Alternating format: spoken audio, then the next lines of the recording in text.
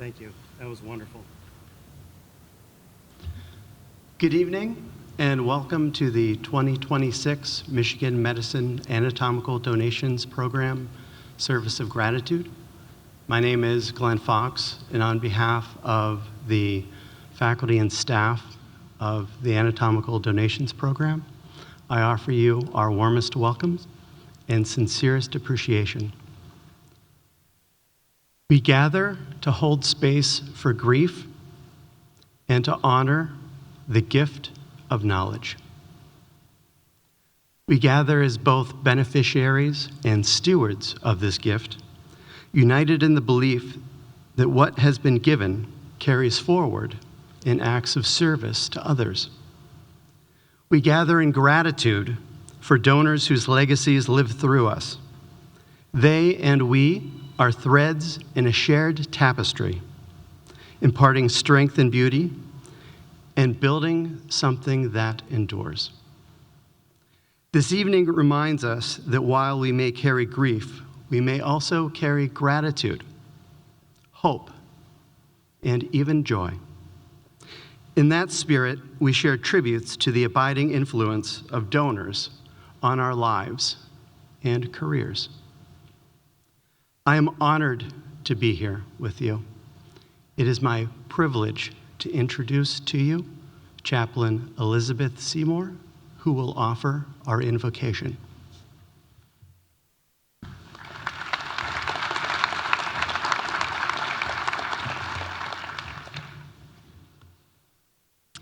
I invite you to find a quiet sanctuary within. Let your gaze soften, and if you feel held by this space, allow your eyes to close. Let your breath slow, feeling the gentle rise and fall of air. A quiet rhythm shared by all here.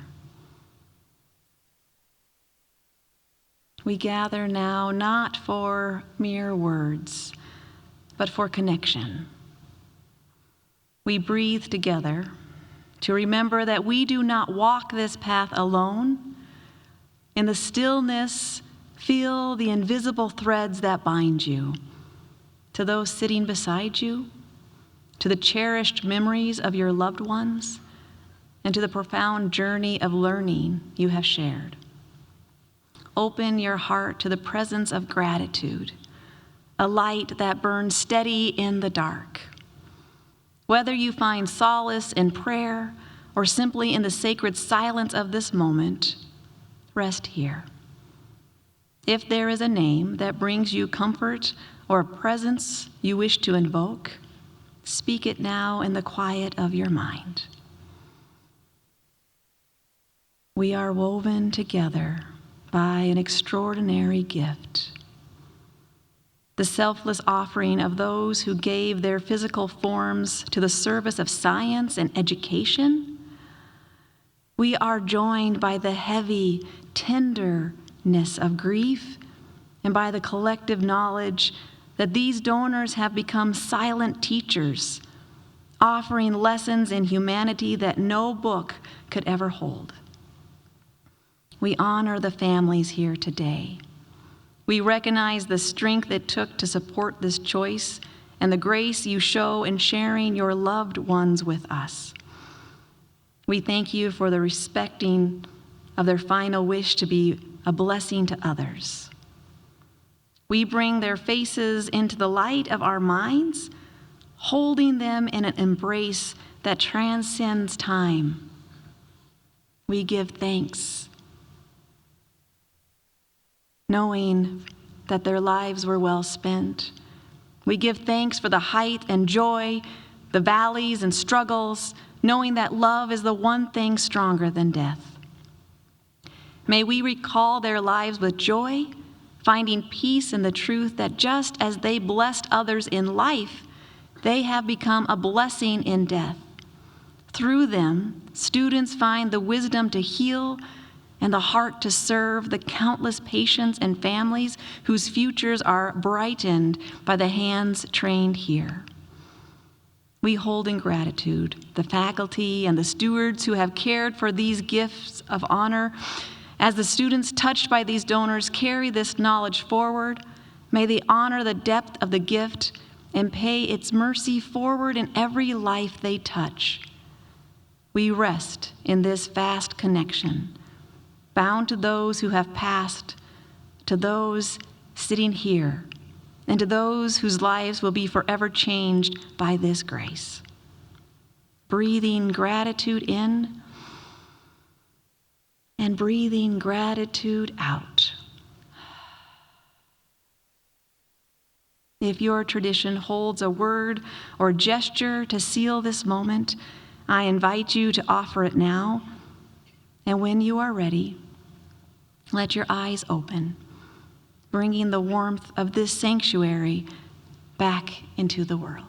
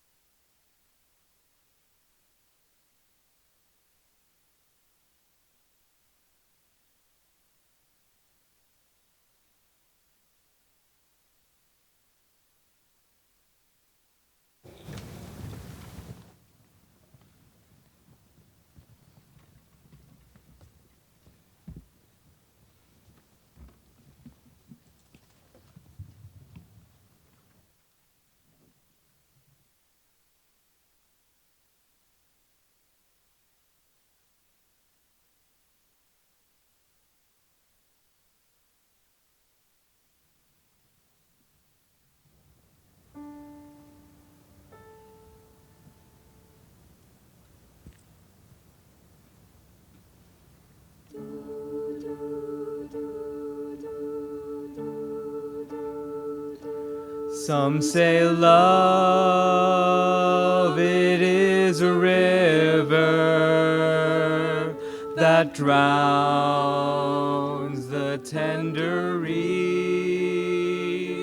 Some say love, it is a razor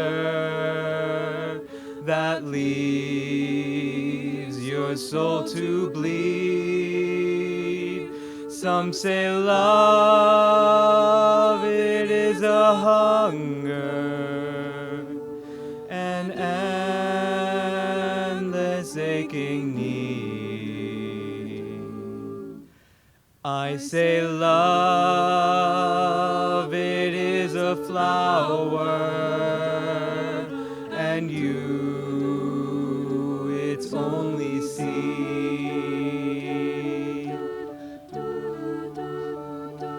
It's the heart afraid of breaking that never learns to dance. It's the dream afraid of waking that never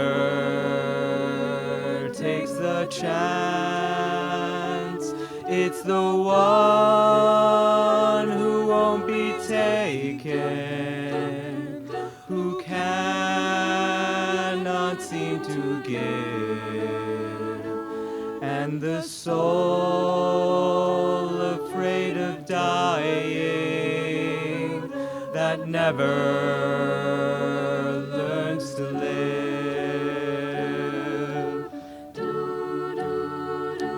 When the night has been too lonely and the road has been too long, and you think that love is only for the lucky and the strong, just remember in the winter, beneath the bitter snows, lies the seed that with the sun's love in the spring becomes the rose.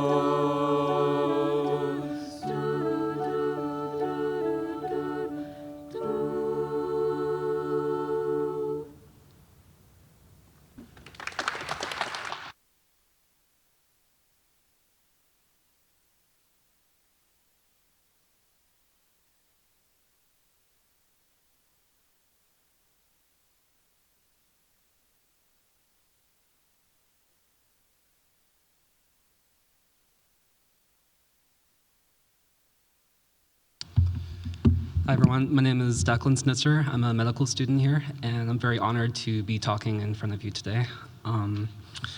When I first heard about this event, I knew I wanted to read a poem, but to be honest, it was kind of difficult to find one. Many poems talk about themes of loss and grief and gratitude, but I didn't feel like anything really captured the unique gift that my donor gave me, the belief in my knowledge, the knowledge of the human body that I'm going to carry forward, hopefully to all my patients. And I did find one poem called Silent Teacher, which is by an anonymous medical student in Hong Kong that he wrote to his donor, and it really resonated with me. And it's only 4 lines, but this is called Silent Teacher. You teach without words, I am silent in gratitude. Life is short, but knowledge is eternal. This knowledge is your epitaph engraved on my heart.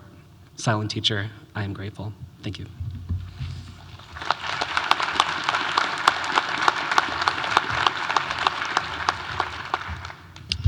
Hi everyone, my name is Ari Frankel-Hart and I'm honored to be speaking with you today. I think I speak for many of us when I say that anatomy lab felt like a daunting part of medical training.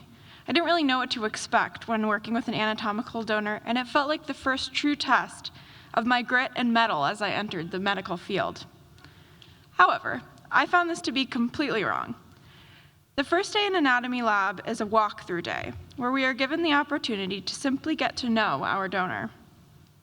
As I read her medical history and met her for the first time, I felt tears welling up in my eyes as the profoundness of the gift this person had given to me really hit me. Throughout the year, I continued to feel the immensity of the choice my donor and her family had made as I learned from her. Often, only after I went into the lab and saw the different structures was I able to understand not only the anatomy, but also the physiology and pathophysiology we were taught in our lectures. What I learned from my donor, though, went beyond the physical locations of different organs. I learned about what it's like to take care of someone in a vulnerable position. I've heard people describe medical students' anatomical donor as their first patient, and that felt true. Professors consistently emphasized the importance of treating people with gentleness and respect in a way that has prepared me well for my future as a doctor. I know within medical education, there has been some debate as to whether anatomical donors are needed, or if this is another spot where technology has moved forward past the point where these donors are necessary. Based on my experience in the anatomy lab this year, I think that working with real humans remains crucial to preparing medical students to treat patients for the years to come. Working with the donor has been one of the most rewarding parts of my medical education, and I will be forever grateful to the people who thought that the education of the next generation of physicians was important enough to allow us to learn from them even after their death. Thank you.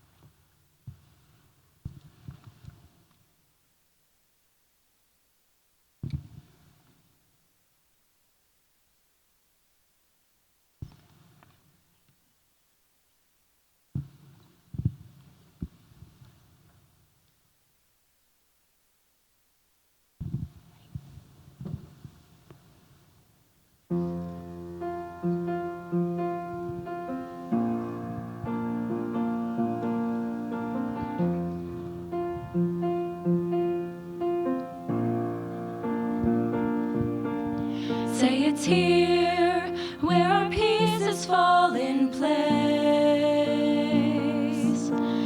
Any rain softly kisses us on the face. Any wind means we're running. We can sleep and see him coming. Where we drift and call it dreaming. We can weep and call it singing.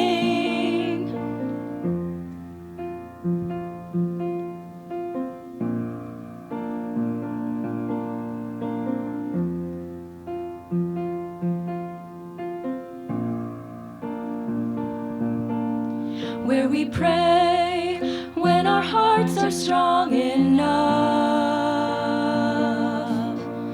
We can bow 'cause our music's warmer than blood. Where we see enough to follow. We can hear when we are hollow. Where we keep the light we're given. We can lose and call it living. Where the sun isn't only sinking fast. Every night knows how long it's supposed to last. Where the time of our lives is all we have. And we get a chance to say before we ease away,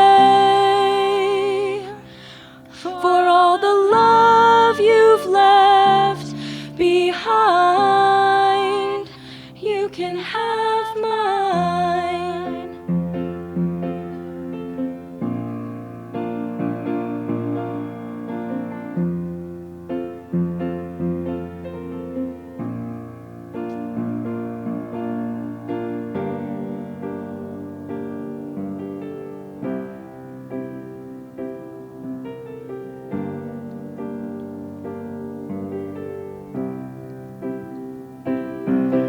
Say it's here where our pieces fall in place. We can fear 'cause the feeling's fine to betray.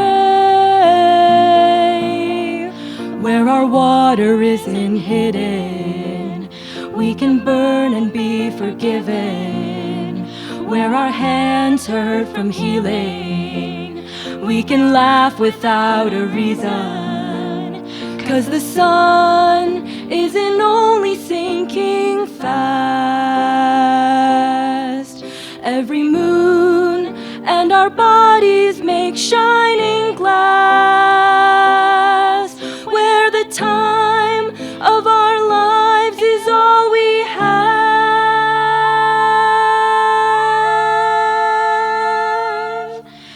And we get a chance to say before we ease away, for all the love you've left behind, you can have mine.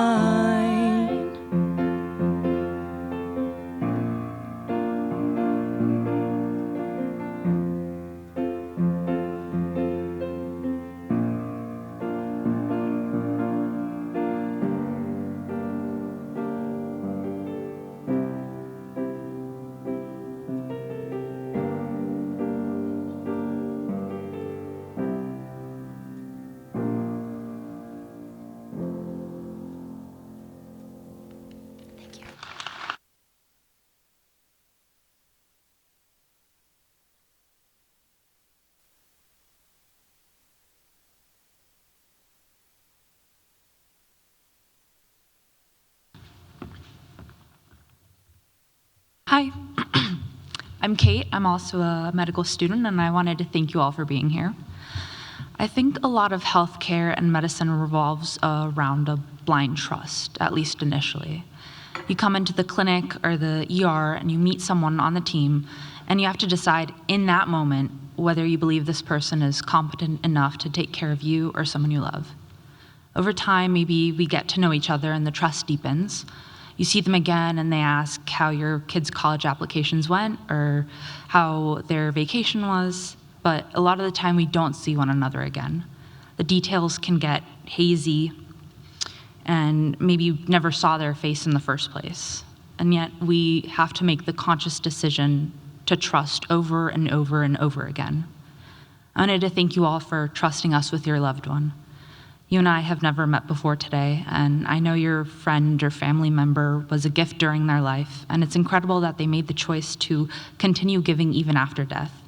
It couldn't have been an easy decision for either one of you to make, made only harder by the grief that you had just begun to carry. And I hope we can show you even a fraction of how grateful we are. To my donor, I appreciate how much you've trusted me.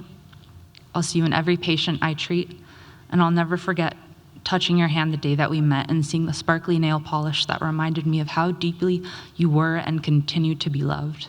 Thank you.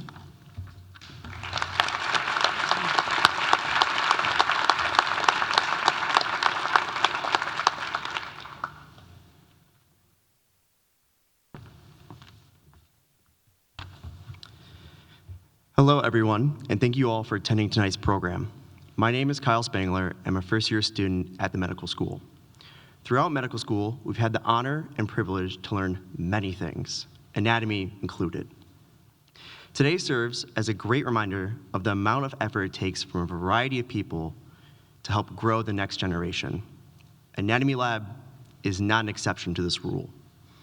The time in Anatomy Lab that I've had, I was met with a community that was eager to support my growth and learning about the hidden world that is in us. I also met a really great friend in Anatomy Lab who this speech is dedicated to.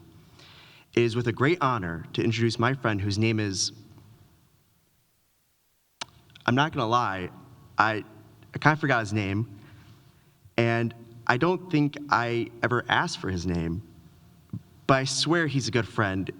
Let me think for a moment. Okay, I got it. In medical school, we learn about a whole variety of organs: the lungs, the liver, the brain, and especially the heart. The heart is unique in that I was taught the heart's only function is to pump blood, but the cardiologists lie. My friend has shown me otherwise. Now listen carefully, because this is a hidden secret and a lot of medical textbooks don't go over this. Along with pumping blood, the heart also pumps love. And this love is special. This love is one that goes beyond a simple beat, beyond relationships, beyond simple biology and the finicky laws of this world. I know he's my friend because only a friend would show that to another friend. I'm gonna be honest, I really haven't done anything for him. Although I don't know his name, what he likes, or even the moments he's most cherished in his life, he's given me more than I could ever give back to him. He's my friend, and he's your friend too. I know he's my friend because no matter how much I grow, no matter how many textbooks I read or how many patients I treat in my future, every time my heart beats, the small portion of love that flows through belongs to him. Thank you all.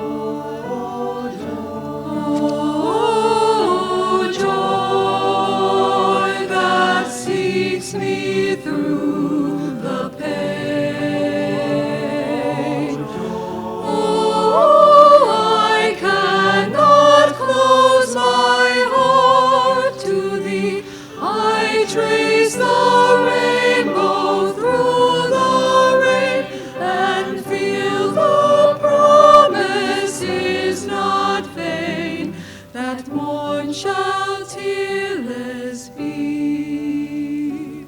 That morn shall tearless That morn shall tearless be.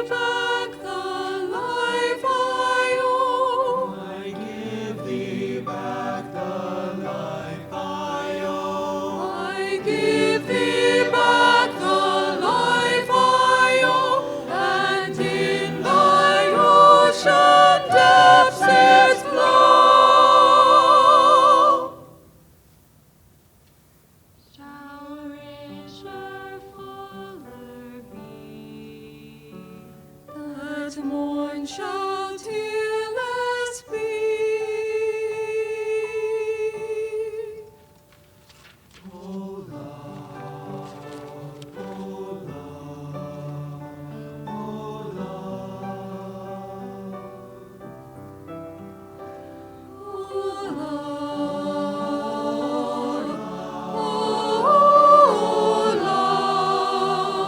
That will not let me go.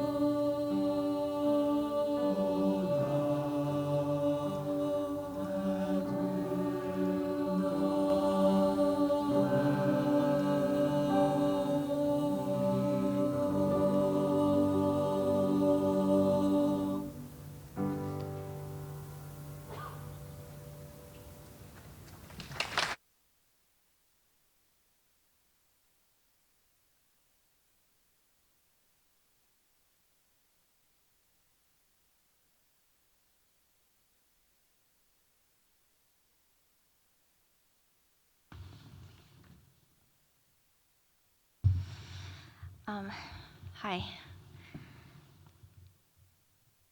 I used to tell John all of my dreams, not to understand them, but to get rid of them, clear my mind for the day. Don't tell me your dream, he would say when I woke up in the morning, but in the end, he would listen. When he died, I stopped having dreams.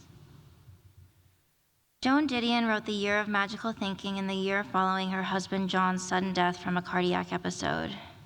In the memoir, she tracks pieces of her life as they fall apart and reassemble, and then fall apart once more. As many of us in medicine do, Didion attempted to conquer her feelings of distress through research. She read countless studies on the heart condition that took her John, and when that did not suffice, she read everything she could find about grief and how people take on that impossible task.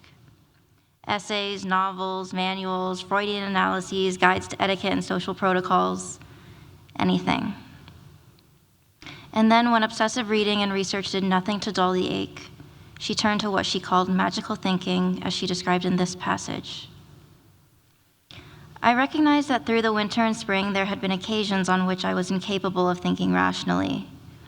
I was thinking as small children think, as if my thoughts or wishes had the power to reverse the narrative, change the outcome. In my case, this disordered thinking had been covert, noticed, I think, by no one else, hidden even from me. But it had also been both urgent and constant. In retrospect, there had been signs, warning flags I should have noticed. One such flag came when it had occurred to me I was supposed to give John's clothes away. One day, a few weeks later, I gathered up bags and took them to John's office where he kept his clothes. I was not yet prepared to address the suits and shirts and jackets, but I thought I could handle what remained of the shoes. A start. I stopped at the door to the room. I could not give away the rest of his shoes. I stood for a moment, then realized why. He would need his shoes if he was to return. The recognition of this thought by no means eradicated the thought, and I have still not tried to determine, say by giving away the shoes, if this thought has lost its power. I believe that, in the same way that Joan Didion could not give away her late husband's shoes because she awaited his return, we are all prone to our own versions of magical thinking. Some perhaps we say aloud as a joke, like when we point out the time is 11:11 and urge people to make a wish, and then keep our own wishes secret in hopes they may come true.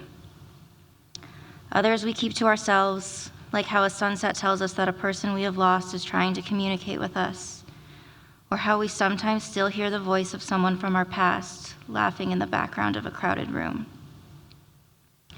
And then there are those that we choose only for the special someones, like how a friend asks us to sit and look at pictures of her lost little one because she believes if someone sits by her and witnesses her sorrow, then there just has to be less of it in the morning. And finally, there are the ones that we timidly share with a room full of people who have kindly allowed us to learn from their loved ones' lives and bodies.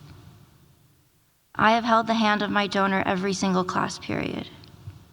I have squeezed it tighter during the hardest sessions, feeling my nitrile gloves press into his palm, believing that this act may soothe something in him or in me, that perhaps it may create some sense of safety for his spirit and keep him from any discomfort that my trembling hands might cause, and that by trying to feel close to him, I am allowing my gratitude and care to be felt by someone who I have never met, but feel that I have known. This is my magical thinking. Thank you.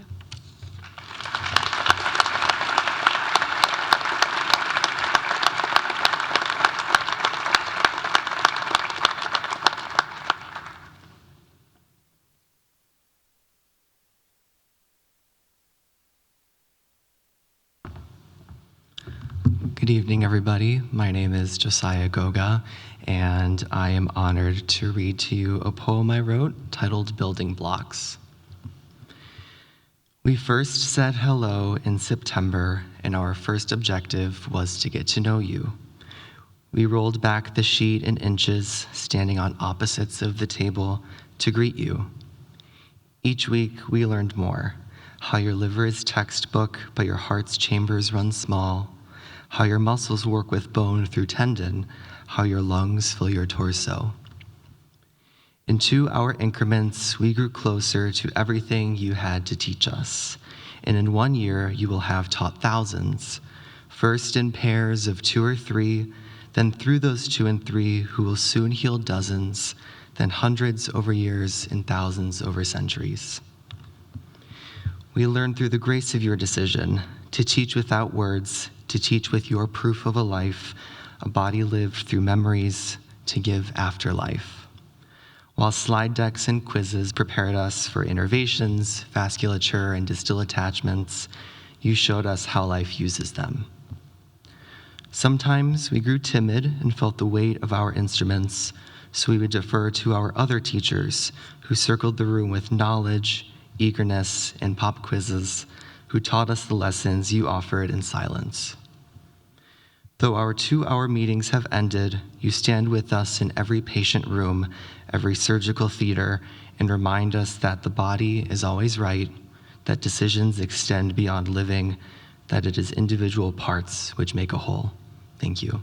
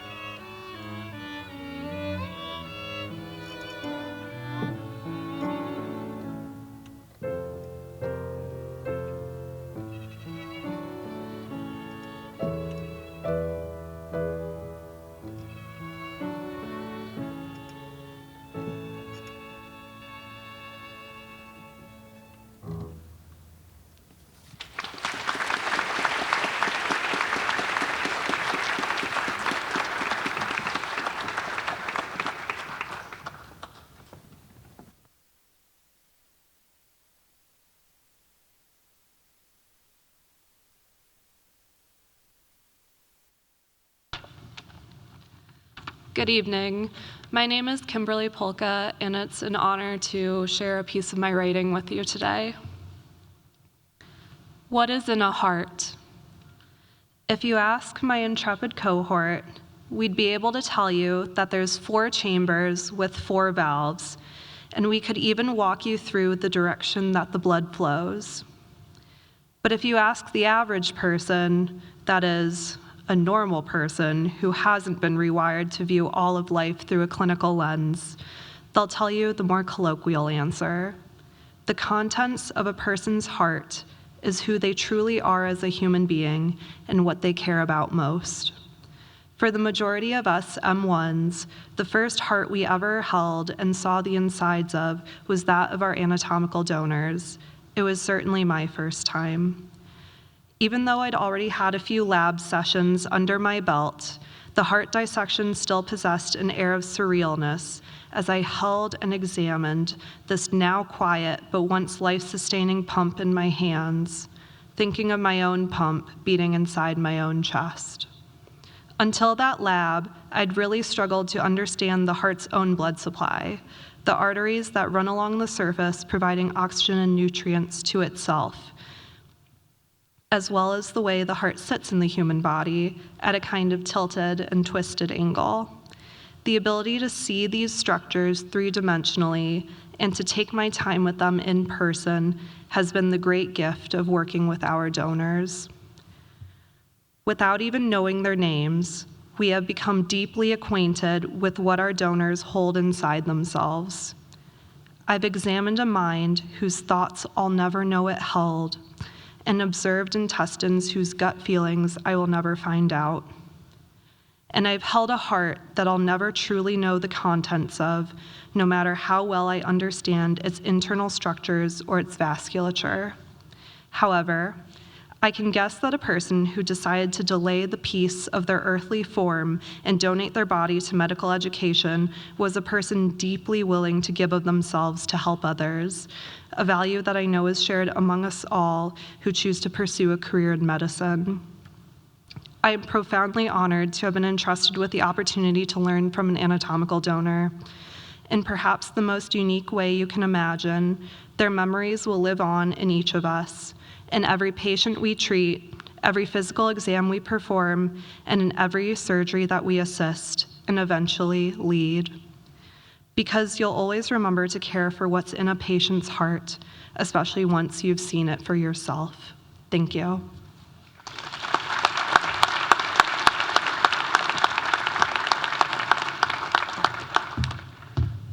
Hello, everyone.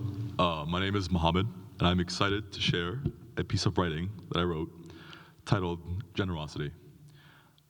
Our lab group had 4 members: Emma, Denise, me, and you.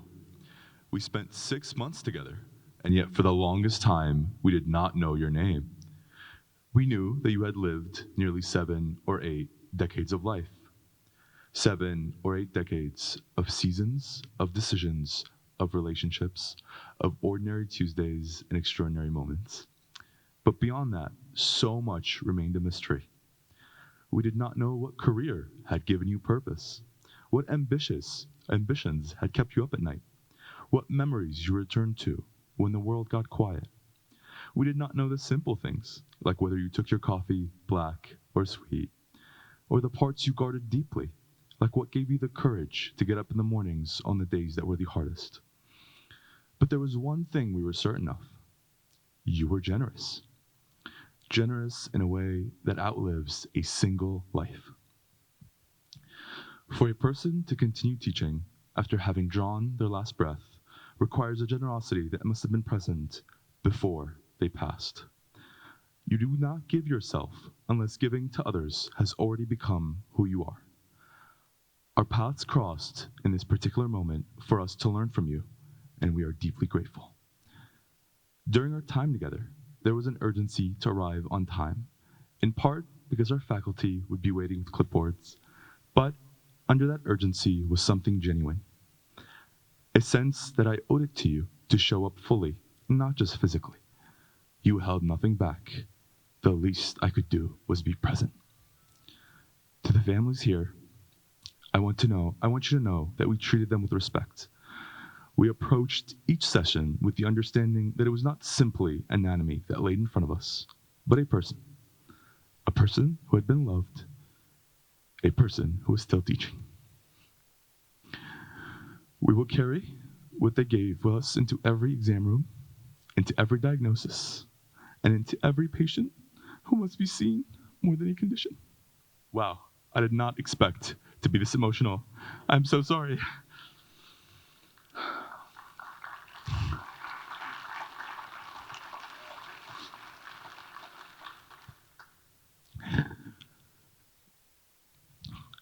In that way, your loved one's generosity will ripple outward into lives they have never met. And that is no small thing.